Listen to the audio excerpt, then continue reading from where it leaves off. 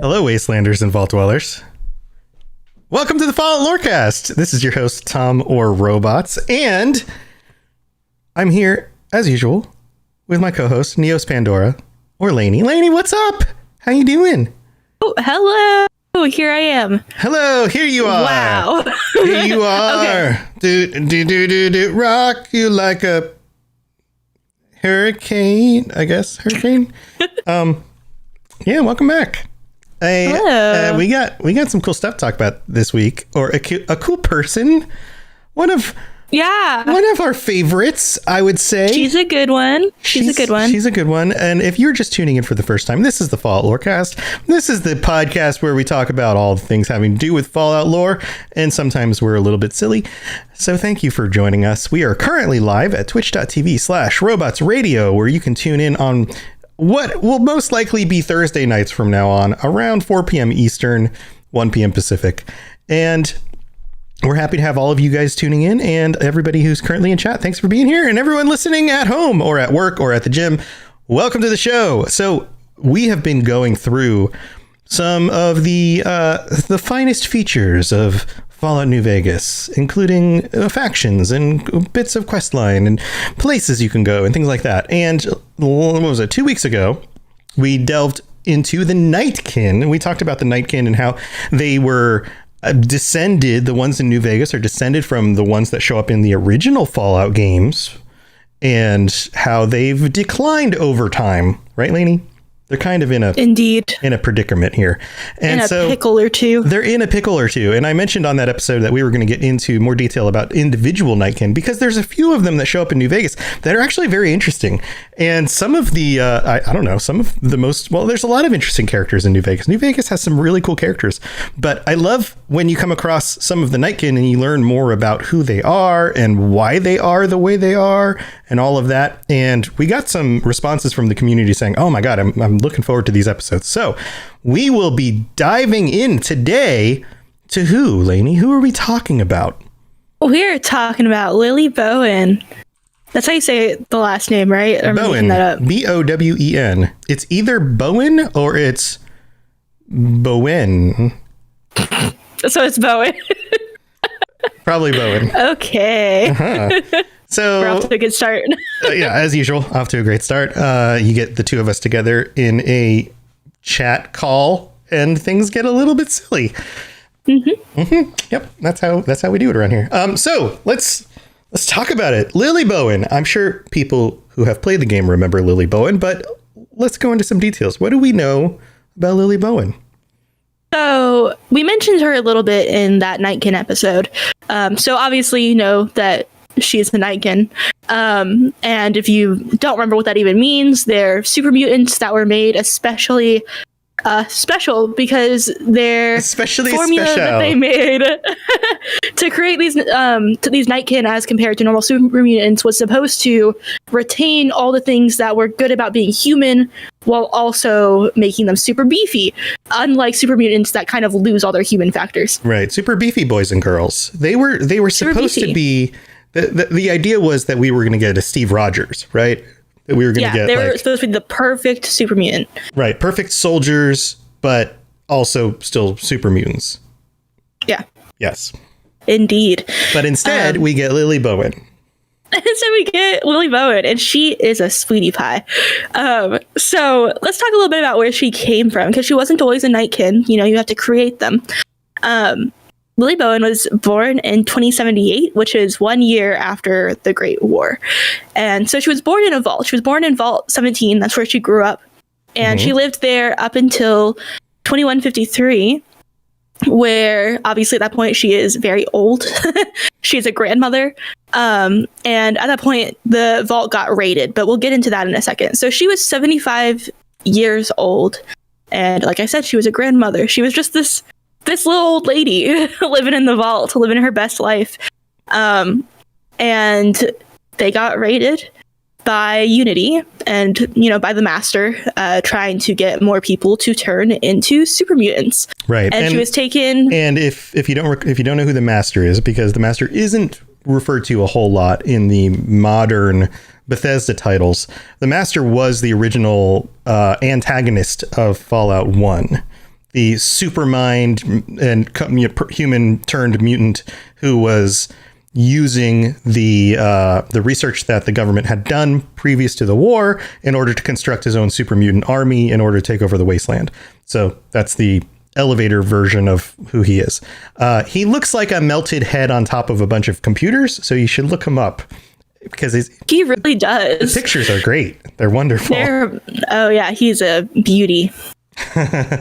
So sarcasm. Right. So you have this 75-year-old grandma in a vault with some of her grandchildren, right? Or some of her children. Is it children or grandchildren? And grandchildren. She has grandchildren. Okay. And they get raided by a bunch of raiders. And then what happens? Well, okay, so they get raided, and she was taken to the Mariposa military base, where they have vats of the FEV, the forced evolutionary virus. And this turned her into a Nightkin. Particularly, she was meant to be an assassin or a spy. And she was part of a group that was led by Tabitha, who you also meet in New Vegas. Tabitha is the super mutant that forms Utopia. So it's supposed to be like a super mutant utopia, you know? Right. And we're gonna have to do her on another future episode as well. So I love this idea of a 75-year-old grandmother being an ideal candidate for a super soldier. And specifically an assassin. What kind of life did she live before this in a vault where she would be good as an assassin? Well, it's kind of strange because she wouldn't be. She was notoriously kind and gentle and helpful and friendly. Yeah. It didn't really make any sense. Right. And we don't have a whole lot of detail about Vault 17. It's not one of those vaults where we really know much about. She and her family are some of the only people that we know come from Vault 17. And I don't even, I don't even know that we even understand what the experiment was that was going on there. There's little information. I'm sure there was one. Did you find any information on this? Because I haven't been able to find anything. I don't know if there was one or not. Obviously it was a vault, so there must have been some sort of experiment, but we don't know what that was. So no, and she doesn't mention it at all. Right. So as far as I'm aware. Yeah. So she, like we mentioned, she is a strange candidate for this. And even as a Nightkin, she was a little different. She was a bit shorter, like noticeably shorter than other Nightkin. And this didn't impact the way that she engaged with the world as a Nightkin at all, because she continued to be very brave and still very intimidating, despite being a grandmother and short. So, yeah, and this is kind of skipping ahead a little bit, but when you meet her as the courier, and if you have her as a companion, which you can have her, she tends to... Yes, you can. Yes, you can. She was one of my favorites. Yes. She tends to keep herself in between you and the danger. She wants to protect you, and so she'll always step forward. She'll try to block hits in front of you, essentially. And sometimes, because she's very fast, because she's a Nightkin, she will charge ahead. And this can be a little bit annoying, depending on what you're fighting, right? So if you're just fighting raiders or something, it can be nice. But if you're fighting a Deathclaw and she just goes for it, hang back, Grandma. Not the greatest. Or if, in my most recent playthrough, if you're going for an explosive build and you're tossing a bunch of dynamite or shooting explosives, then you don't want to hit your buddy. I mean, Lily, back up a little bit. Honey, just hold on a second. Let me clear the area. Let me do an initial barrage before you decide to rush in. And then you can clean them all up. It's cool. So she's pretty cool though, in terms of, how she operates as a Nightkin. She has an affinity for melee weapons over guns, and so she really likes swords and things like that, which is cool. And one of her first weapons is it's a sword made from a blade of a crashed vertibird, and which just sounds awesome. Like how can you beat that, really? Absolutely. So let me take a moment here. I have been watching Fortune and Fire, which I mentioned before, where it's a TV show where instead of like one of those, cooking shows or baking shows where they make things, like they cook things, and then it's instead they're making weapons like knives and swords and stuff, right? So I can just imagine Lily on that show forging a sword out of a vertebrate blade.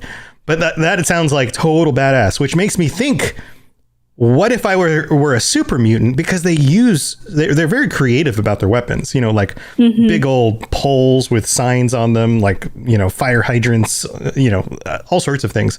What would I use as a weapon? Because as a super, you kind of pick up anything and wield it. You're so big and strong. Like the idea of a vertebrate blade is probably a pretty good one, especially if you can sharpen that thing. Yeah. And what's interesting is, she was a grandma born in a vault. And so she was in a vault her whole life. What would she know about weapons, really? But as we know about Nightkin, they tend to become addicted to stealth boys. And this causes some terrible, terrible side effects. And she developed schizophrenia because of this. And she has this voice in her head who is named Leo. And Leo is the polar opposite to good old Lily Bowen. He is ruthless. He wants to kill people. He wants to be violent. And he essentially instructed her somehow. It's in her own head. Who knows how this works? But he instructed her on how to craft this sword, which is interesting. So somehow she must have had some knowledge. Maybe she picked it up after becoming a Nightkin on how to craft weapons. Because ultimately, if it's a voice in your own head, you must have taught yourself. Yeah, or like subconsciously, she picked it up being around other soldiers. Yeah. And just the environment she was in at Mariposa. And and that voice takes on, maybe that voice is the voice of like other soldiers or super mutants that has now formed into some sort of individual who is saying things like the kinds of things they would be saying, right? Like must kill, build weapons. What's interesting is, it really does seem like she, instead of internalizing the things that typically make super mutants, she has it separate of her own mind. So she got all those traits, but she can separate them from who she is, which is really interesting. And she really, she doesn't want to engage with any of that. She takes steps in the future, and I'll talk about it, to prevent Leo from interfering in her life, which is interesting. So she worked with Unity for a long time until Unity fell and the master died. And at which point she decides that she wants to do her own thing and explore and figure out where to land, essentially. And she lands in Jacobstown, which is a settlement. It's led by super mutants, particularly Marcus. And what she does there is she just starts herding cattle. She works with the bighorners, which is really interesting. She just wants to live a simple life, she's old. So it's pretty nice. She's old. Don't you think you'd want to settle down at some point? Yeah, this is an interesting point, though. Like, for somebody who was 75 years old, by that time in your life, you're anticipating the limitations of your lifespan, right? You're thinking about like, okay, maybe I'll only be around for this many more years. These are the things I want to leave for my children. These are the things I want to accomplish before I go. That kind of thing. You're winding down. You're coming to this understanding of like your own mortality, and then to all of a sudden be given what could be a very extended life, like from that point on, and a body that allows you to do things that you never could have done in your own body. The psychology around that has got to be, jarring. Like, how do you handle that? Like, okay, well, I guess I'll raise cattle. Like, what do you do with that? I guess it gives you kind of a renewed possibility for the future, but at the same time, it could totally mess you up. Like Laney's internet is doing right now.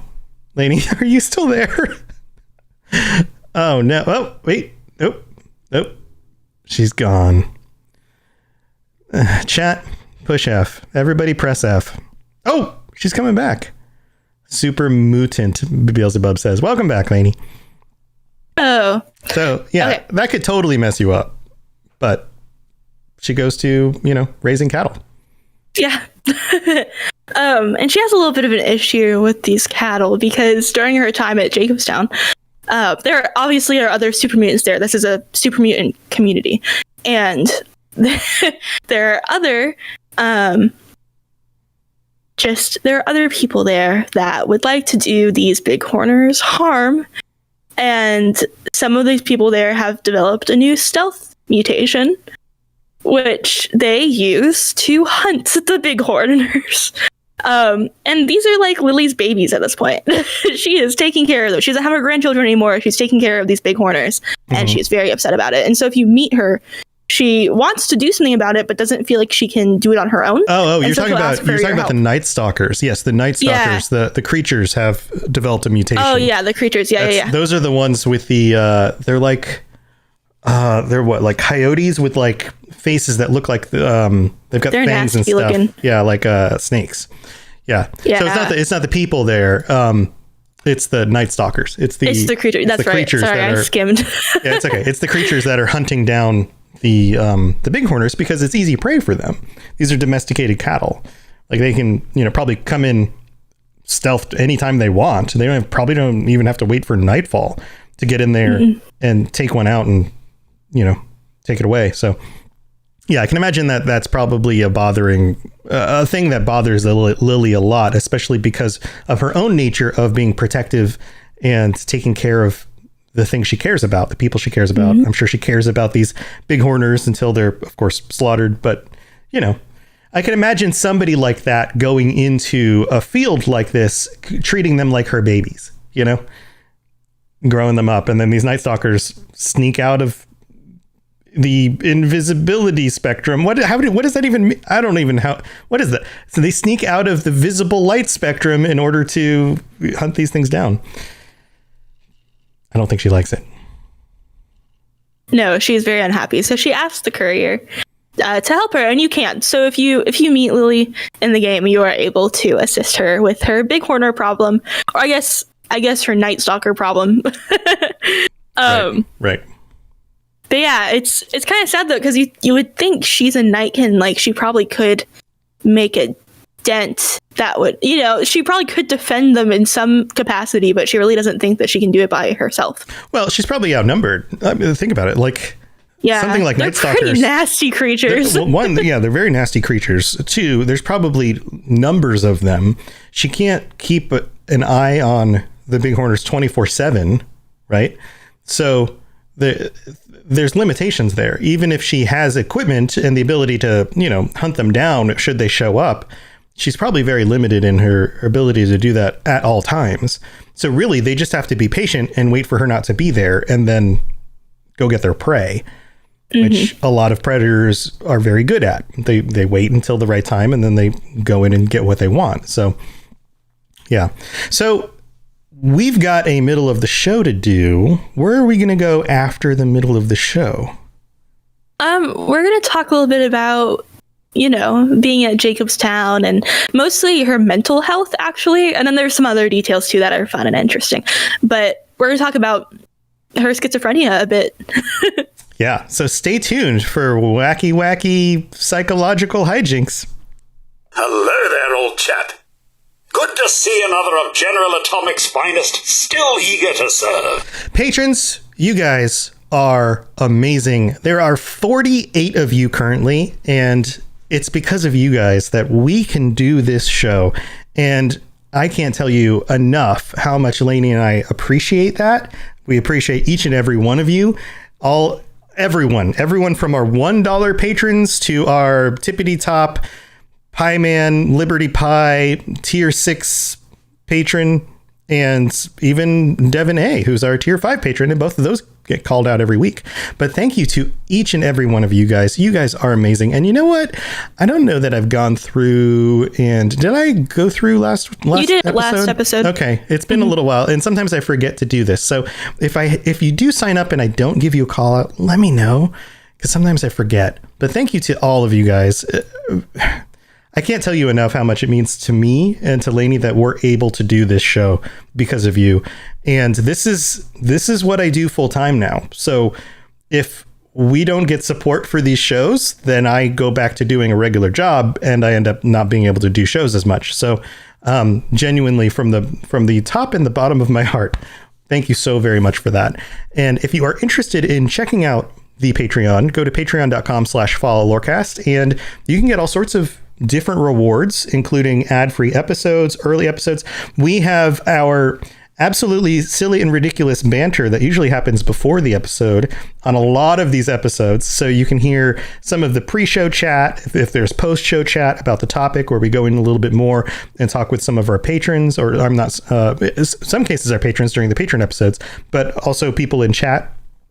Then if that stuff happens, then it does show up in the extended episodes. And so you might be missing out on a little bit unless you're supporting the show. And like I mentioned, you can get all of that stuff for even just $1 a month.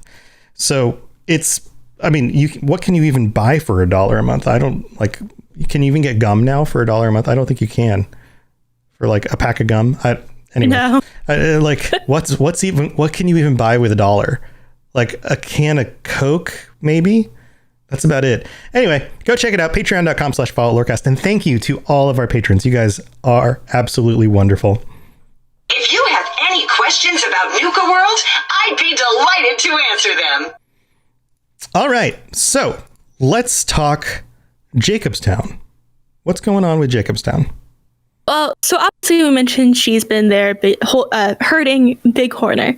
But she is going through some troubles with schizophrenia and with Leo, as we mentioned before. And so she consults Dr. Henry for some help. He's a doctor in town. And he starts treating her with these antipsychotics. So giving her, drugs.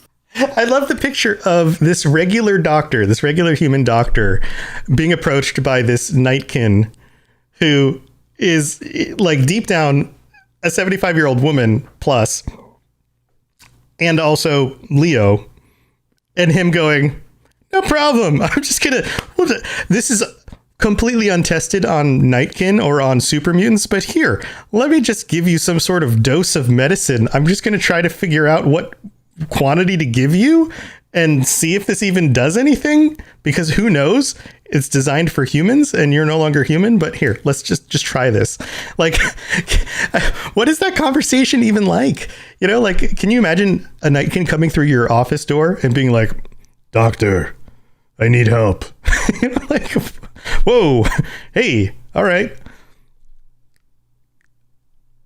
Yeah, so it's a little funky, but there's an issue with this medication. It works. Just somehow Dr. Henry got it right, but unfortunately, one of the major side effects of this medication is memory loss, and that is the last thing Lily wants, because she wants to remember her life before being a Nightkin. She wants to remember her family, most importantly, specifically her two grandchildren. Their names are Jimmy and Becky, and she loves them. And so in order to kind of fight against this side effect, she only takes her medicine on half doses, which I'm sure is great. And she likes to listen to a holotape from the last time that she saw her grandchildren. And I'm pretty sure it's specifically her grandchildren greeting her, like when she went to see them. It's really sweet. Mm-hmm. And so that's what she does in order to try not to forget. And for the most part, it works. But she still has to deal with Leo because she's not taking the full dose that would work. And so Leo still comes around, and we talked about him a little bit earlier, but he comes out as this terrible sociopathic voice in her head. And she can talk to him, right? He taught her to make the sword that she has, and he'll often give her instruction in battle to do really gruesome things. And this is terrible. So Lily just wants to be good old Grandma Lily again. And I think, honestly, one of the things I wrote in the notes is that she essentially, because she is so loving and friendly and helpful, she's essentially this perfect grandma, but now with superpowers. And I think that's great, except for, the amount of awful things she's had to go through to get to this point, right? And she likes the courier, especially I'm sure if you help her with the bighorners. And so she likes to assist him in many ways, one of them being charging recklessly into battle, and another one being helping with stealth-related things. And so that's fun. And she, like I mentioned before, she doesn't like guns. And that doesn't mean she can't use them, and she will. But she prefers to use bladed melee weapons. And so she has her vertibird sword, and then she can pick up other things, you know. Yeah. So it's cool. And if you hang out with her, because she still does have some of her memories, and there's a few things here, right? So super mutants traditionally do forget their memories. And because she's a Nightkin, she is able to have them at least, you know, as long as they last. And so this is awesome. So you really do get to hear things not only from her life as a grandmother, but from before then even. And so a couple of things that I think are cute that she talks about are when she was living in the vault, her husband used to make this very, very like particularly strong moonshine. And she remembers sharing it with him, you know, back in the day, it's kind of fun.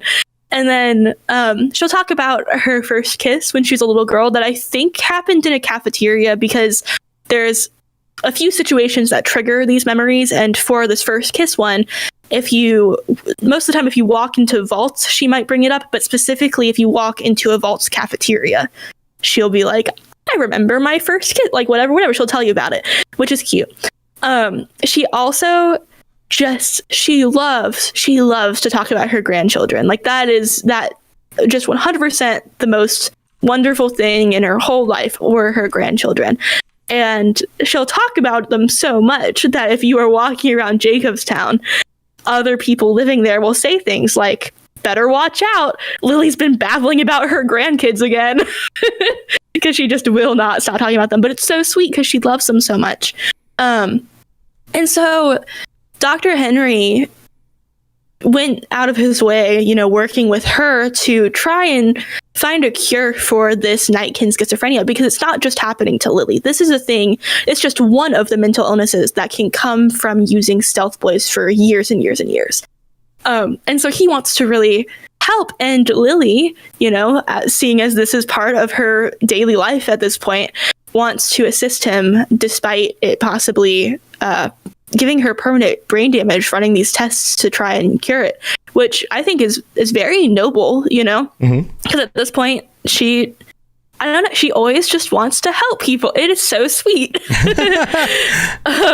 So it's pretty awesome.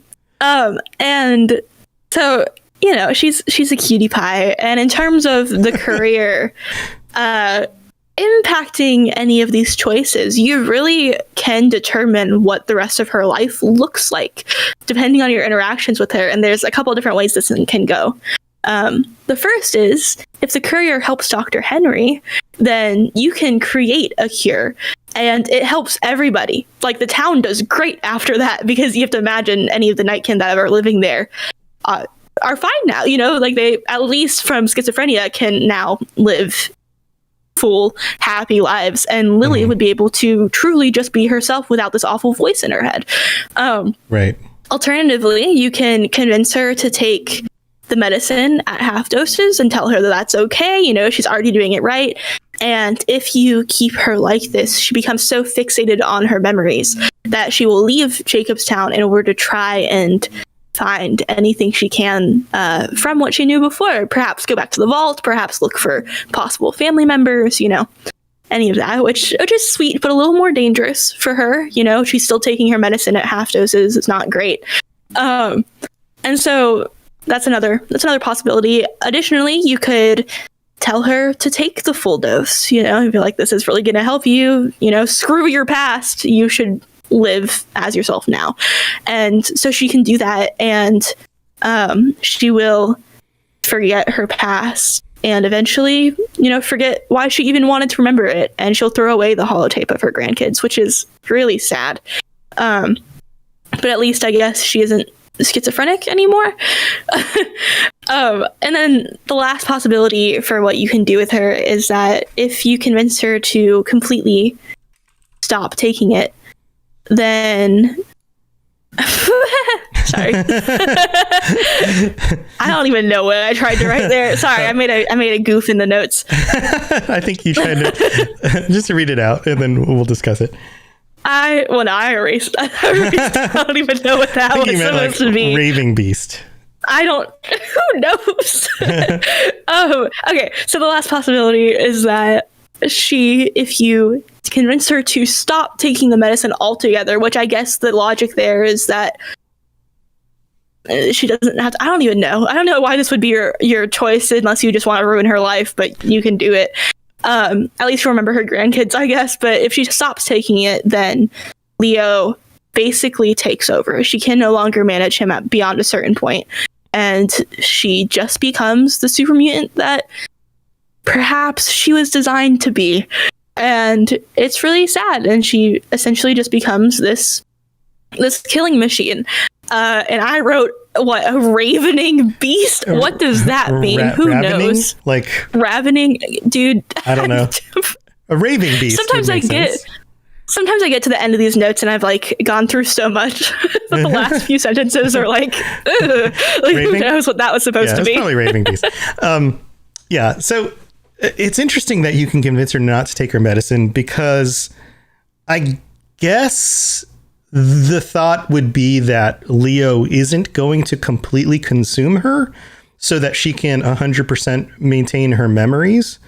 Like, I'm assuming that would be the justification of like, don't risk losing these memories at all. And if you can manage Leo on your own, then, just go for it. Don't be dependent on this medication for that.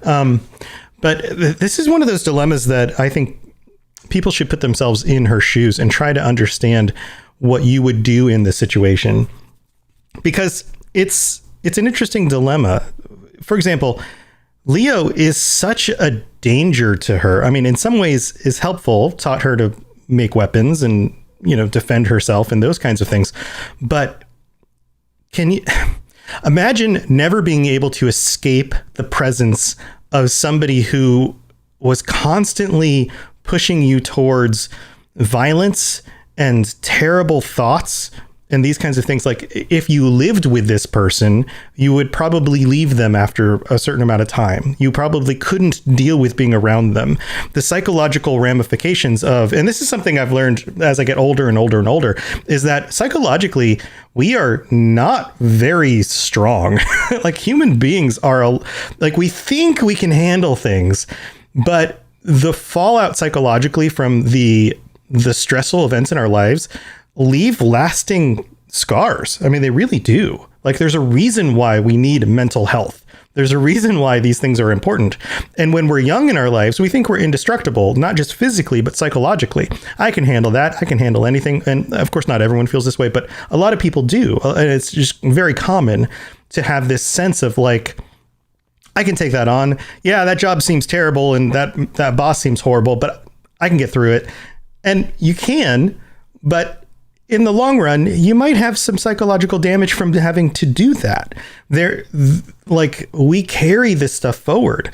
The conditioning that causes in us changes us. So imagine that's not even mentioning, truly like traumatic events that can occur in your life. Traumatic, and these are just like minor traumatic events will stay with us as we get older, and we will think back on them. Think about, like, for example, everybody has that memory of like that one thing they did that was so embarrassing and they felt like such an idiot. And when they're trying to get to sleep at night, their brain just remembers it, right? And your brain reminds you of that thing that you're just like, hey, remember when you did this really stupid thing and you're super embarrassed by it? And you're like, oh my God, brain, why do you have to keep remembering that memory? That memory sucks, right? And it's like the meme with like the troll brain that's like won't let you sleep, right? So we all have that. And this becomes, I don't know, as you get older, you carry all this stuff forward. So to get to my point, how long could you manage to keep somebody like Leo there with you, dealing with that every day for an extended lifetime? And she's not going to just get old and die the same way that she would have if she were a human. She's a super mutant, and she could, she's going to stave off disease. She's going to heal faster. We've talked about all that stuff. She's going to live for quite a while longer, if not a long time longer. And will that have an effect on her personality in the long run, having to deal with Leo continually? So at what point? And it will, and it does. He takes over. Yeah. So even if she's taking the medicine, even if she's taking that and keeping her, even at a half dose, how long can she keep up with that before she still is no longer herself, or she is damaged in a different way than she would have been if she lost her memories? So it's really a rock and hard place thing. Do you just lose your memories and get rid of Leo and hold on to those holotapes and write a Post-it note on the wall that says, hey, this is who you are. These are memories from your past. You may not remember them, but they're here. And you have kind of a objective third person view of your past based on just the few little things that you have that you can use to remember. And what's interesting about if you tell her not to take the medication is that she can remember. Right. But she still turns into Leo, right? And if you tell her to take the medication all the time, then she forgets, and she forgets why she even wanted to remember in the first place. Right. So what's the best situation? What would you do in that situation? We are the sum of our memories. We are the sum of our actions and the things that we've done in our lives. So completely losing all of that is extremely traumatic, but at least maybe if she were to go that path, she would maintain her basic personality and be able to build a new future from that point on and be the sweet, kind person that she's always been. If you risk keeping Leo around in order to keep those memories, then yeah, you keep the memories, but you also keep Leo. And how long can you deal with that? And if you give up, I think something else. Oh, go ahead. Well, I was going to just say, so, the issue of taking some sort of mental health drug, right? And needing to take it the rest of your life as just a human can be very hard to think of, Oh, yeah, and if you're a Nightkin, you are going to live for hundreds of years. And so as someone, I have bipolar, right? And so unlike, in the past, I thought I had depression, and whether it is genetic or caused by something, whatever it is, that's something that you can handle. You can get through with therapy, there are other options. When it comes to bipolar disorder, you have to be on drugs your whole life, essentially. And so I'm on this, I don't know if it's TMI, but I'm on mood stabilizers and on antidepressants. And what is interesting about that is that truly I will have to take those every day, the rest of my life, in order to just live normally. And so I can really put myself in her shoes of do you, in order to keep yourself functioning like yourself, like your actual core self and, not doing crazy things, do you take this medication the rest of your life? And it's really hard to think about because, especially as a Nightkin, you live for forever. Or at least for a very long time. I don't know that we know what the full extent of their potential not lifespan is, forever, but yeah, you live for a long time. It's an interesting dilemma. Which do you do? And yeah, you have to get used to that. That's something that a lot of people who deal with mental illness have to accept at some point, because we like to think of ourselves as capable of getting over things, and this idea that now I have to be dependent on something and I'm just going to have to stay dependent on that. And on top of that, she lives in the wasteland.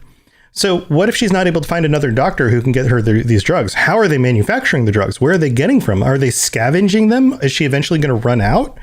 Is this I'll do this as long as I can, but eventually I don't think I'll be able to do that anymore.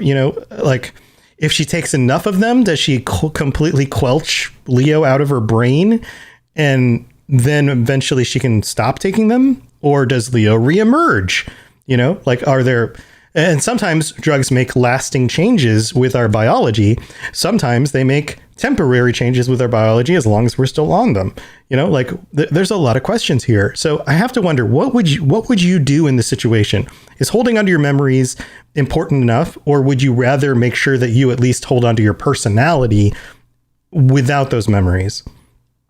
and then create like a reminder for yourself in something like put signs up on the walls and write a diary, you know, spend a few weeks really just writing everything out so that at least you can read it later once you forget, to know like, okay, this is who I was, even if I can't remember it.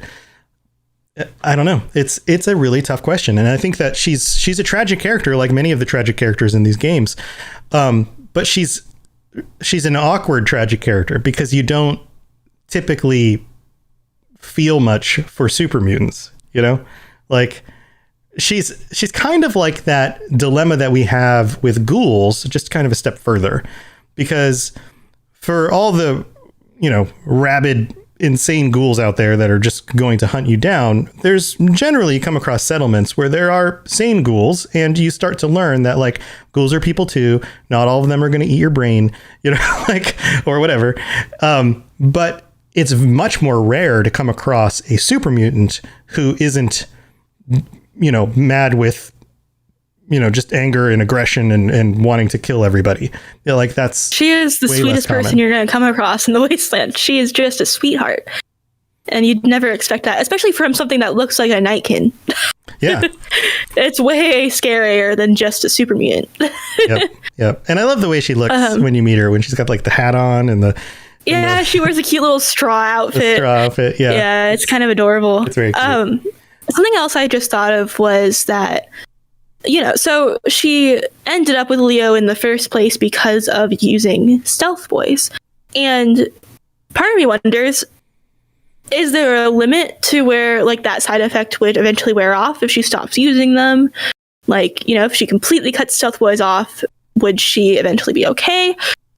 Alternatively, if she stops taking her medicine and reverts, or, you know, turns into this Leo character, then do you think she would start using stealth boys again?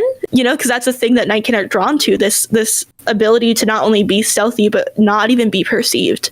Mm-hmm. You know, they don't want to be seen by people. And nothing I read, and, you know, nothing mentions her struggling with like wanting to be perceived or not, but I do wonder if this very primal, very Nightkin version of herself takes over, if she will start leaning into that again, and if that would just make it worse. Yeah, I don't know for her what the answer is. I think my sense of her is that she is different in the way her biology responded to the Nightkin and super mutant treatment, in that she was able to remember who she was. And I have a feeling that some of those kinds of things didn't affect her the same way it did other super mutants. Because she clearly just walks around not stealth. She doesn't say things like she will help you find stealth boys and things, but she doesn't crave them. Like, you don't get conversation, at least from what I remember. You don't get conversation bits from her saying like, must find stealth boy, you know, like, oh, don't like being seen, you know, like you don't get that stuff. So my assumption is that she doesn't crave it the way that, or fear being seen the way that other super mutant Nightkin do. But yeah, that's a good question. I think that it was just part of who she was for a while, but not necessarily the defining feature, the way it is for some of these other Nightkin that we're going to discuss in the future. Any last thoughts on this, Laney? I think this was a really cool episode. No, that's about it from me. Cool. Yeah, I'd love to hear some of our listeners' thoughts on the Robots Radio Discord. You guys come hang out with us. And it's easy to get to. You just look in the show notes or search Robots Radio Discord on the Googs, on the Google, or go to robotsradio.net. There's a link at the top. And you can come join us and let us know what you would do if you were in Lily's shoes, or what endings you were able to get with her, and how you felt about it. Because like a lot of these things, it's kind of an interesting dilemma, and there's not really an easy answer. So let us know what you think. Well, Laney, you got anything else going on before we head out? Anything you want to share? How's work going? Oh my God. Okay, so I'm not working there anymore. What? Yeah, it's kind of sad, but we're having some crazy life changes over here. So my fiance is moving to Alabama, and just like not permanently. Just got back from there. Yeah, I know. So that's where her family is from, and she went, and then she was like, I just want to live in the woods for a bit, which I was saying last episode that sounds amazing. And so I was like, do it, you know, like she wants to go and like work on the land, and like there's like farms there that her family owns, and like I'm sure probably work with some of the animals there and like all this stuff. And I was like, if there's a time for you to go and do this, like now is the time, you know? And so I think it's going to be awesome. But because of that, she's going to take the car, and we only have one car because I got in that accident a while ago. So unless we can fix up the Jeep, then I will be carless. And so I can't get to another location affordably, because even if I took like an Uber or something, I'd be losing essentially half my paycheck every time. Yeah. Yeah. So that's not worth it. And so, yeah, I'm no longer working at the video game store, but what I am doing is I'm working back in things that I worked on before I worked in the video game store. So I'm going back into working on writing online courses and working in education. I'll probably start talking at conferences again, which is very exciting. And so I think that this opens up a lot more things that I had kind of left behind. And so I'm really excited. It's really sad leaving, but my boss is, you know, he's a sweetheart, and so everything's fine. There's no hard feelings or anything. And honestly, I probably will in my free time. I might go back and just like help him out, just out of the kindness of my heart, because I really did love working there. Yeah. So yeah. Okay. Well, good luck with all that. Thanks. Are you still going to live where you? I mean, maybe this is like off podcast conversation. But no, I'm still. Yeah, I'm not moving. I'm gonna be same place I am right now. This room. Financially, everything still works out. Everything, like, you're good. Oh yeah, everything's gonna be fine. I gotta ask the dad questions, you know. Yeah, but no, everything. You know, my life otherwise is staying the same. And what's nice about being remote again is that I could come visit you. I can come visit my mom. I can visit anywhere. I could go to Alabama for weeks if I wanted to. You know, like I will have that freedom again, and that'll be really nice. The other thing that's interesting is that as many of you know, I have 2 cats. Their names are Noodle and Sushi. They are sweethearts. And on my Twitch channel, you can use their little emotes and all that. But Sushi might be going to Alabama. And so we're going to split them up a little bit, but it probably will be for the better, because she has so much like social anxiety, and she needs to get away from the other cat. Noodle he doesn't even like antagonize her necessarily, but she at this point is just so afraid of him that before he even does anything, she just starts hissing at him. And so we can't even, you know, we couldn't even put them together in the first place. And so I think this will just be better for both of them to like have them apart. Have you considered going with her to Alabama? Yeah. Yeah, I don't know that it's the place for me. I definitely love visiting there. I love, you know, I've said I love being in the middle of nowhere. I love like being just out of civilization for a bit, though. You know, I wouldn't want that permanently. And like, I still love all my friends here and stuff. I wouldn't want to leave them or anything. Yeah. Well, you could go for periods of time and then come back. So that's the plan, is that I probably will go and visit and hang out. I love, you know, they have like this giant, like, it's this really old tree in their backyard. They live on like a full acre, and there's this one particular giant tree in the backyard that just the branches go for like forever, and they're low, you know, because it's just so big and old, and you can climb on them and sit on it. Like, it's so cool. And you know, they have a fire pit and all that, so it is really nice out there. So I probably will visit. Well, I hope it all works out for you guys. Yeah. Are you going to be streaming some more and doing that kind of stuff? Yeah, so that's the other thing, is that if I'm working remotely, it clears up, you know, it took out my transportation time. I have more time on my hands again. I am doing the thing that I was doing before working at the video game store, and so life should resume as normal. Should presume or resume? Resume. Is that a word? You said presume. Does that mean something? I'm making up words now, multiple words. I could presume something about you, but I can't presume my life. I don't think that works. So I'm not trying to be picky. I was just like, it's okay. My brain just isn't working anymore. I've got worms in my brain. If I don't point it out, somebody else will. They'll be like, this podcast is great, except for that one girl on the show can't figure out words. Say words. Yeah.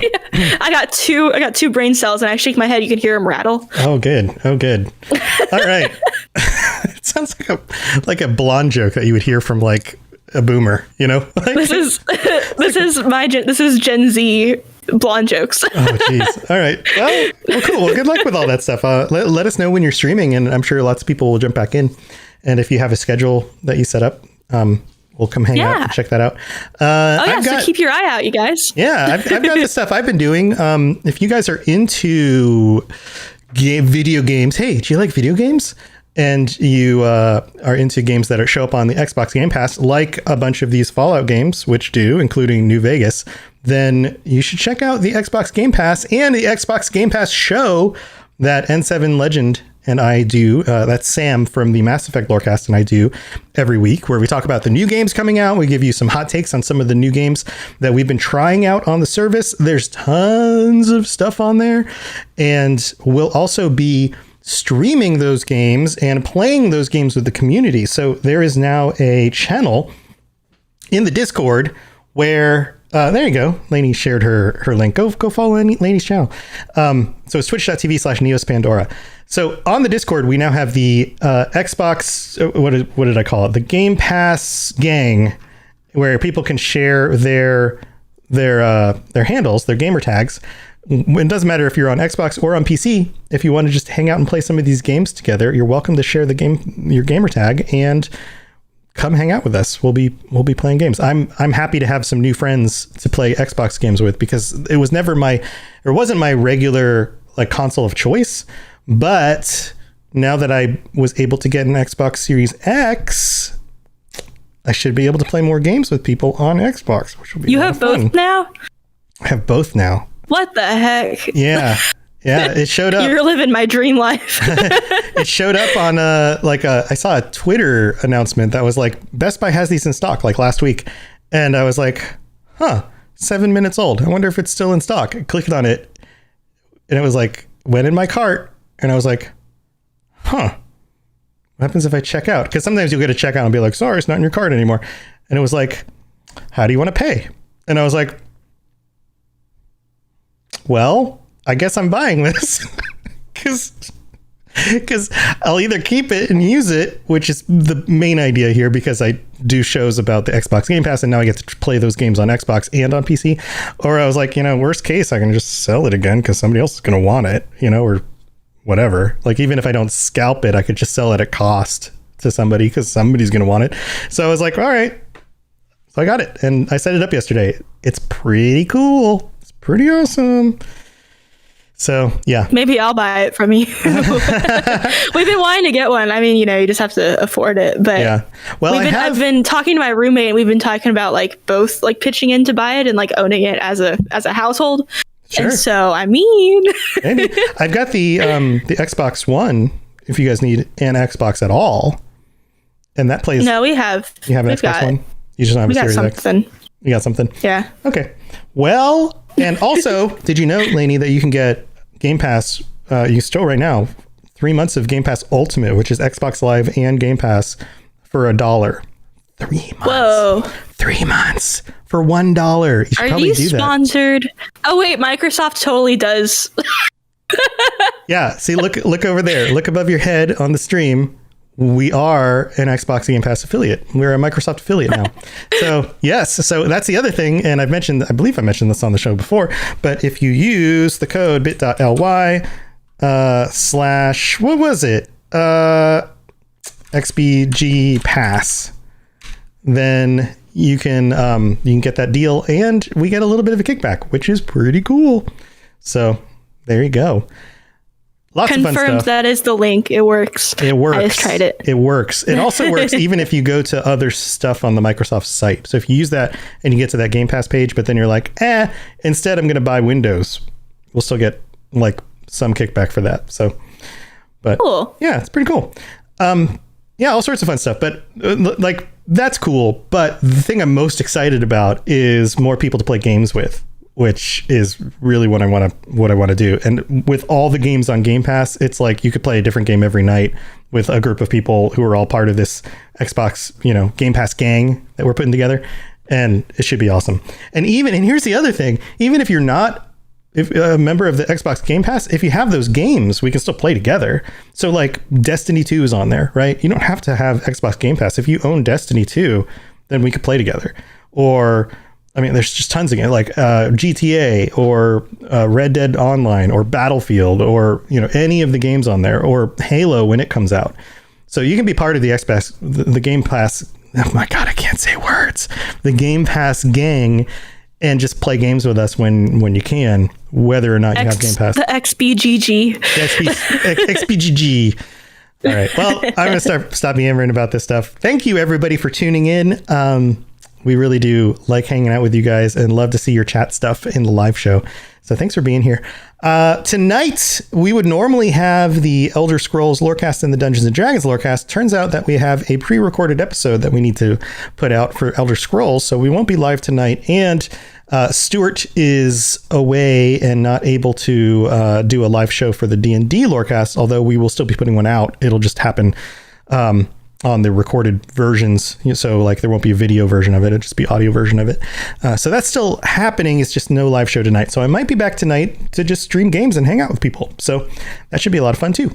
So maybe I'll do that. Maybe Laney, if you're around, maybe we could play games or something. Yeah, that'd be fun. Maybe you should get Game Pass. Oh, here's the other thing you can do on Game Pass. Real quick. Even if you don't have a Series X, with Game Pass Ultimate, you can stream things from the cloud, which means in a browser, because they just released this like 2 days ago, you can play Xbox Series X games in a browser from the cloud without having an Xbox Series X. Let me say this again. You can just open up whatever crappy laptop you have, open the browser, go to xbox.com/play, sign in, and if you have Ultimate, pick a game and it streams to your browser. And as long as you connect a Bluetooth controller to your computer, it just works. Like Todd Howard likes to say, it just works. I've tried it. It's amazing. There's a little tiny bit of delay, little tiny bit, but you can totally do that. So that's just $1. You should go do it. It's so fun. You can also do it on your phone, which is even cooler. Look, reflections on my phone. Look at that. Look, it's us. Look, there's me. There's you. And the reflection on the phone. That's cool. All right. The great Xbox cheat code. All right. So anyway, that's it. We were done with the show. Thank you, everybody, for tuning in. We'll see you guys next week. Bye, everyone. To plug into everything else we're doing, check out robotsradio.net. Also, look up the Robots Radio YouTube for videos about Fallout and other things. And check us out on Twitter, twitter.com/robotsradio. You've been listening to a Robots Radio podcast. Smart shows for interesting people. Check out all the shows at robotsradio.net.